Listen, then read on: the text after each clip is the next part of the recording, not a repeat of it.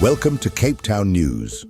Today is Sunday, the 27th of July, 2025, and in case you missed it, here's a recap of the top stories that made headlines in the Western Cape this past week. The Minister of Public Works and Infrastructure, Dean Macpherson, has confirmed that both investigations into last year's George building collapse have been completed and will now form part of a police probe into criminal negligence.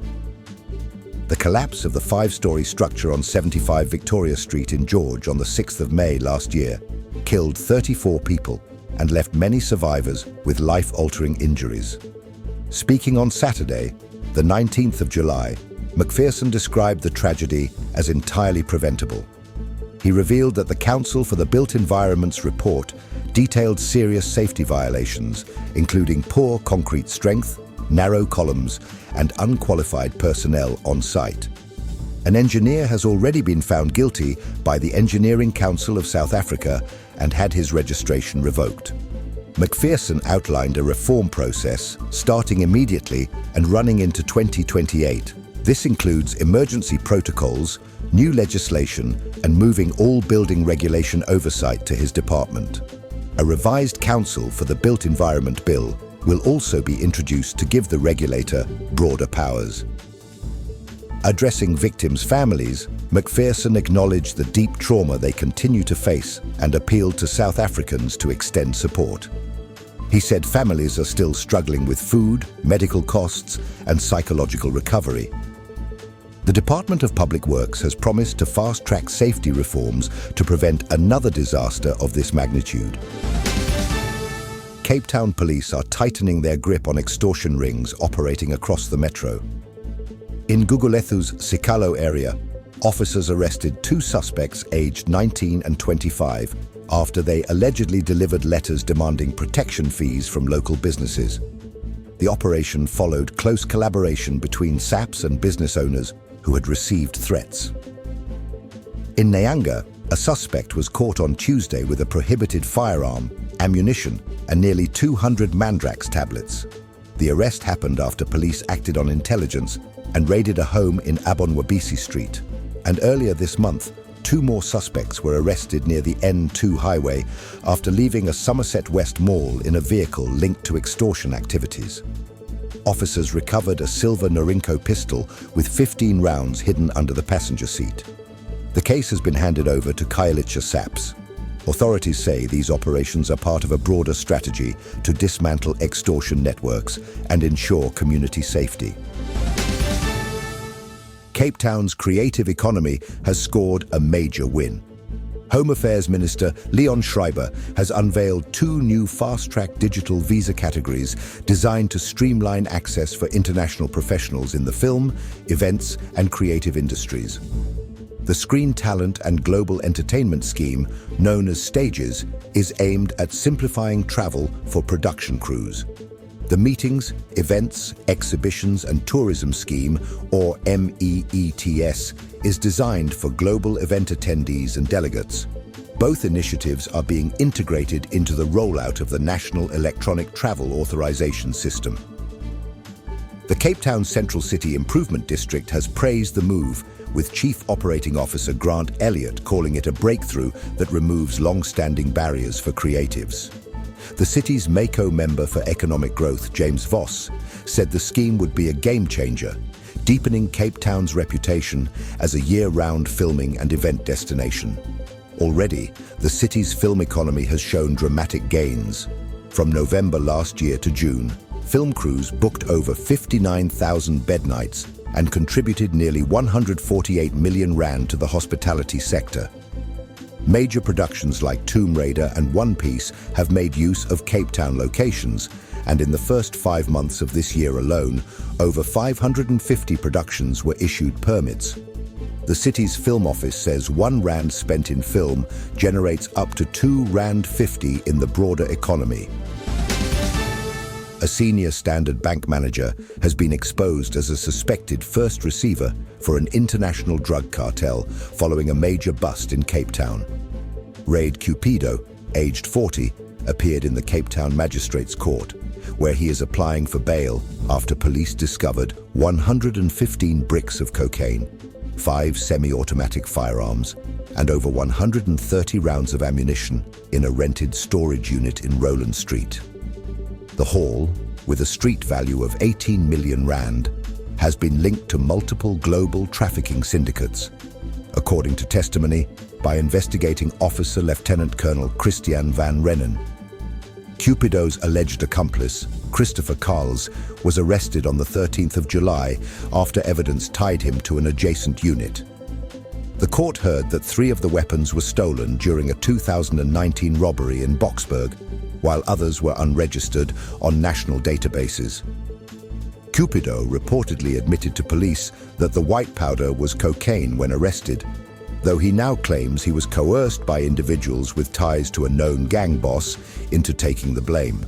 He is also said to have refused to unlock 2 iPhones and an Apple Watch during the arrest, prompting police to apply for cyber access warrants.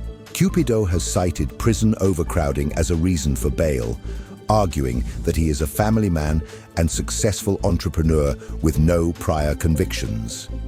Prosecutors are opposing bail on the grounds of cartel involvement, flight risk, and the severity of the charges. Cape Town's second international airport is a step closer to reality after developers officially submitted an environmental authorization application, marking a key milestone in a 5-year development journey.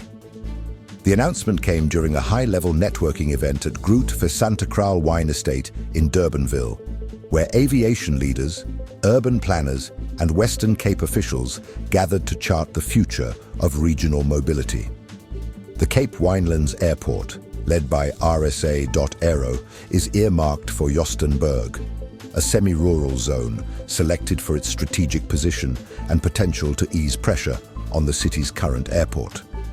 Managing Director Dion Cloete confirmed the submission and stated that a final verdict is expected before year-end. A specialized finance team is currently assessing funding options. If approved, the airport could serve over 5 million passengers a year by 2050. Western Cape economist Jeremy Wiley warned that Cape Town's population is projected to top 10 million within the next 25 years, qualifying it as a megacity. He praised local government's proactive infrastructure focus. Michael Manuel, from the city's Urban Mobility Committee, described the airport as a launchpad for jobs, trade, and long-term investment in the Cape Winelands region. While no construction date has been set, momentum is building behind a project that could reshape how Cape Townians and global visitors move through the province. After more than a decade away, Bull Flug Tag is flying back into Cape Town's Vienna Waterfront on Sunday, the 2nd of November 2025. The event will see 40 teams launch homemade flying machines off a 25-foot ramp into the harbour, thrilling crowds with their bold designs, wild costumes, and sheer courage. The last edition in 2012 drew over 220,000 spectators. This year's hopefuls will be judged on creativity, skits, and flight distance. Applications are open now until the 31st of July. Red Bull athlete and stunt pilot Patrick Davidson says Flugtag is where aviation meets artistry and chaos. The event has entertained millions in over 50 countries and holds a world record flight of 78.6 meters. Winners will earn exclusive Red Bull experiences and meet top athletes. Judges will include aviation experts and local celebs, to be announced soon. Cape Townians are encouraged to apply, build, or simply come watch the madness unfold. Whether your craft soars or sinks, Flugtag promises high-energy action and big laughs at the waterfront. Follow Red Bull ZA on Instagram and TikTok for updates. Over 21,700 Matric learners in the Western Cape gave up part of their winter break to attend #BackOnTrack classes across all 8 education districts. The initiative, spearheaded by Western Cape Education MEC David Mania, aims to boost academic results and close learning gaps ahead of final exams. The classes, which covered core subjects like mathematics and physical science, were hosted at various schools including Protea Heights Academy in Brackenfell. Learners shared how the focused sessions and fresh learning environments helped improve concentration and motivation. As the third term begins, weekend classes will continue for Matric, while learners in grades 4 and 7 will also benefit from extra sessions later in the term. The province also hosted specialist mathematics training workshops for 95 grade 10 and 11 teachers during the break. Meunier praised both educators and learners for their dedication, saying their efforts will lead to improved outcomes for the province. The program forms part of the broader #Back on Track strategy, designed to mitigate learning losses caused by the pandemic and other disruptions. With thousands of learners participating voluntarily, the Western Cape is setting a national example of proactive education support. Cape Townians are demanding answers after 25 teenagers from the BT Football Academy were left stranded in Europe with no return flights, following a trip to the Donosti Cup tournament in Spain. The group, aged 13 to 18, flew out from Cape Town International Airport on one-way tickets reportedly booked by BT Academy founder Brandon Timmy. The teens found themselves stuck in Portugal without accommodation, food, or the necessary travel funds to get home. Despite having previously organized overseas football tours, the academy did not provide any financial help to the stranded players. Timmy and his wife, who returned safely on their own return tickets, have faced widespread public outrage. It was thanks to the quick action of radio host Tracy Lang and travel consultants Militia Moodley and Sue Deer that the children began making their way back to South Africa. Pastor Dane Masane from Christ Culture Church in Pardon Island offered to pay for the return tickets, while TAG Angola Airlines stepped in with discounted fares. While 3 children arrived safely on Tuesday night and another 9 on Wednesday morning, the last group is expected later this evening. The shocking incident has sparked renewed calls for stricter oversight on youth travel, especially where minors and international documentation are involved. The Department of Home Affairs is yet to comment. Cape Town ratepayers are in uproar after discovering a new charge on their municipal bills, the so-called citywide cleaning sundry tariff. The fee, added without clear explanation, has sparked backlash across several suburbs where residents say the cleanliness of streets and parks has not improved at all. The city claims the charge is designed to enhance urban tidiness, but critics argue it amounts to double taxation. Legal expert Rowan Terry from the TPN Credit Bureau explains that the fee is based on a property's municipal valuation, meaning higher income areas are being charged more, regardless of service delivery. Many Cape Townians say the fee feels like a betrayal, pointing out that cleaning services were always part of standard municipal rates.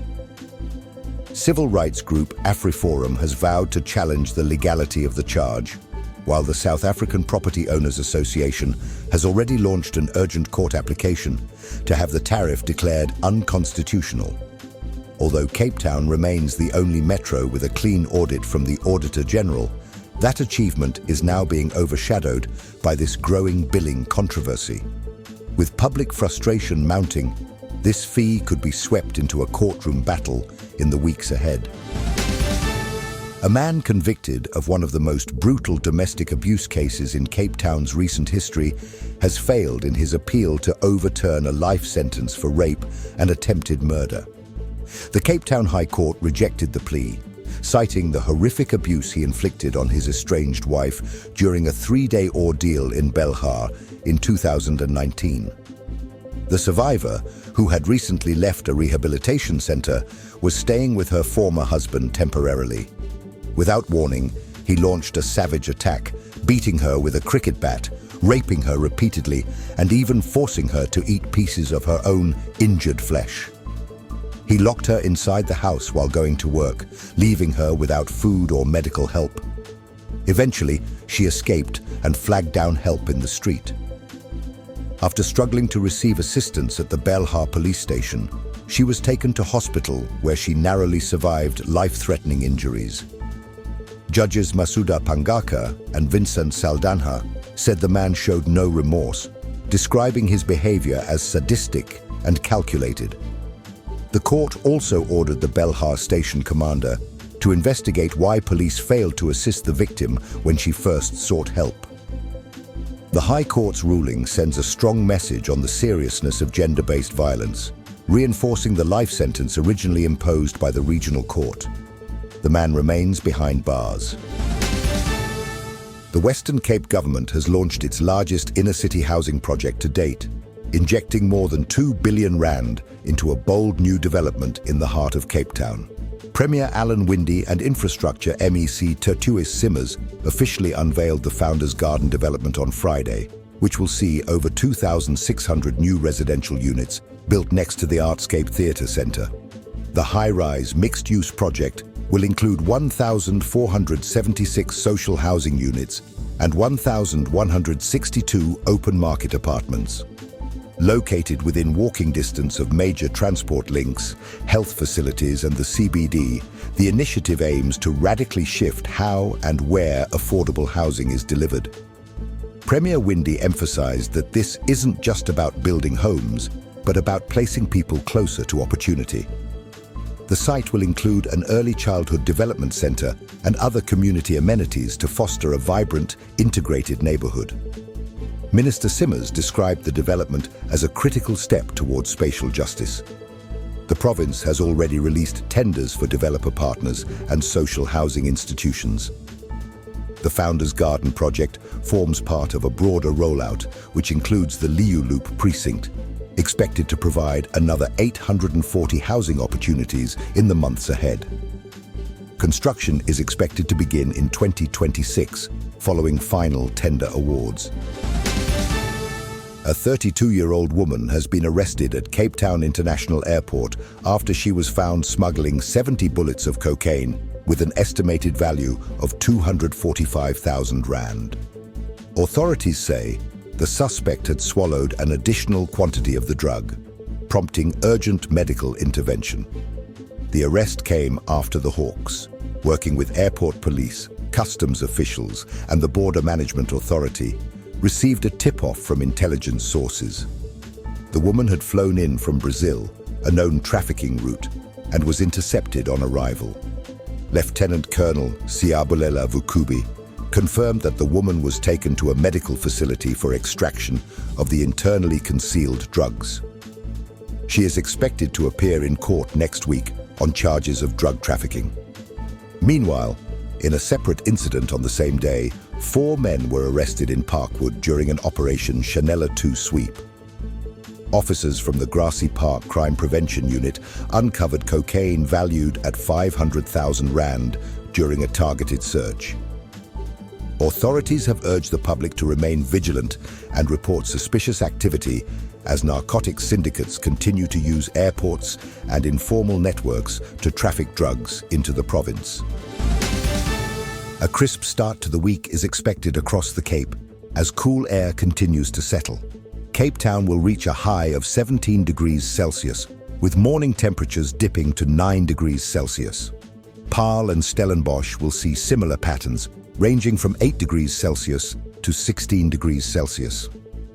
Skies will remain partly cloudy with pockets of sun later in the afternoon. Winds will come in from the northwest at 25 kilometers per hour. The ocean swell sits at 2.8 meters with a steady 14-second period from the southwest, favoring morning surfers. Tides will turn at 6:12 with low tide, followed by a high tide at 12:43 and a second low at 18:52.